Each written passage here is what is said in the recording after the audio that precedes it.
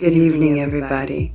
I hope you're all having a phenomenal night, or depending when you're watching this, day, night, morning, afternoon, whatever it is, I hope it's a good one. I wanted to talk this evening a little bit about the Kybalion. Who's familiar with the Kybalion? It was written by the three initiates. It's the Hermetic philosophy of ancient Egypt and Greece. It was the Yogi Publication Society, Masonic Temple, Chicago, Illinois, where it was done. Let's talk about it. Let's talk about what it is and what it is not. The lips of wisdom are closed, except to the ears of understanding. See who understands, shall we?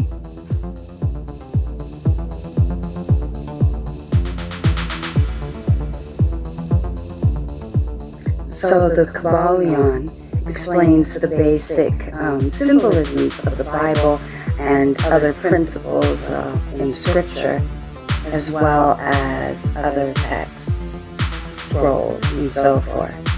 But the main teaching of the Kybalion is the 7 principles of nature, which are very, very important for everybody to understand. So number 1 is the principle of mentalism. Mentalism. What's in your head, everything is mental. Since our perception is our reality, we mold our minds into our perception. So our reality is therefore mental. See? That's number 1. Number 2 is the correspondence, the principle of correspondence. As above, so below. So below, as above, as within, as without, so within, so without. The principle embodies the truth that there is always a correspondence between the laws of phenomena and various planes of life. What you do here has an effect on every level. Every level. Number 3 is the principle of vibration, meaning nothing rests. Everything is in constant motion and in movement. Everything vibrates. Like the water is fluid, the constant movement of the water. If you put water in a glass, it takes the shape of the glass. If you put water in the shape of the bowl, it takes the shape of the bowl. It's constantly changing. We are constantly changing. We are constantly evolving. Number 4 is the principle of polarity. Everything has duality.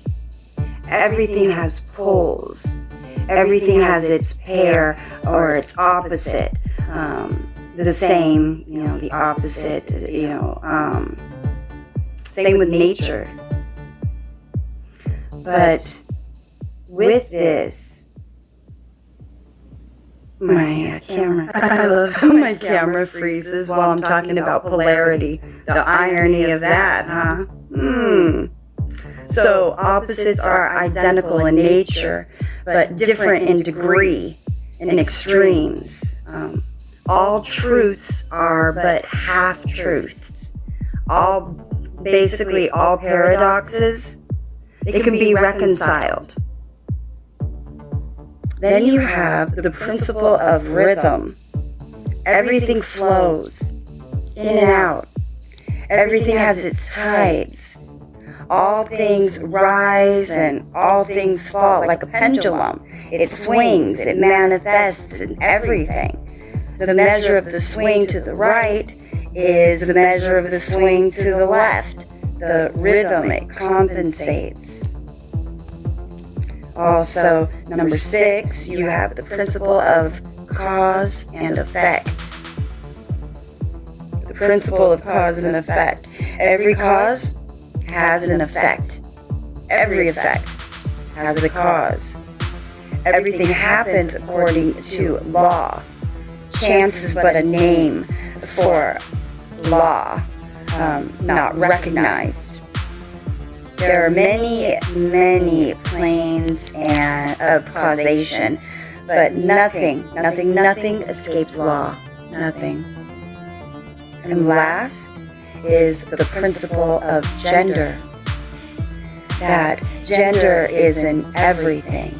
Everything has a masculine and everything has a feminine. So masculine and feminine principles. And gender manifests on all planes.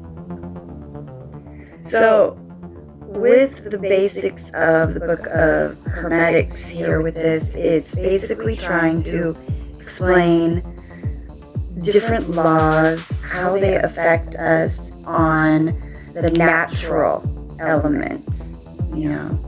I think it's a really good book. It's a good book.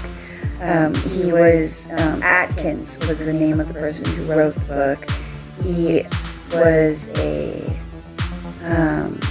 lawyer at one point. He then disappeared for a while, for like 6 weeks, and around the turn of the century. Then he came back, and he moved to Chicago and began writing articles on Hermetics, and he used different names. He used various pseudonyms, including Theron Q. Dumont and Yogi Ramachuraka. I think that's how you say it. It's something like that. Interesting. This was in Chicago. He funded the Yogi Publication Society, which was located in the Masonic Temple building.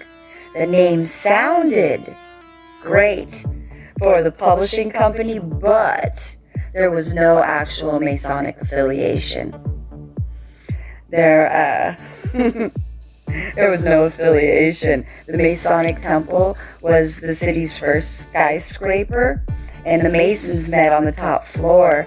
The rest they rented out to various different businesses. So I think that was a really interesting add-on at the end. The Kybalion.